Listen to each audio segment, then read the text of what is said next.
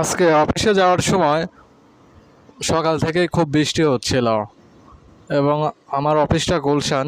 উম, দেখেন সকালবেলা এবং সারাদিন গুলশানের যে মেইন রোডটা, গুলশান 1 থেকে গুলশান 2-এ যেতে যে মেইন রোডটা, এখানে যে কী পরিমাণ গাড়ি যাতায়াত করে, যারা এখানে থাকে এবং তারাই বুঝতে পারে যে কী একটা অবস্থা। এখানে সেকেন্ডে সেকেন্ডে গাড়ি যাওয়া আসা করে।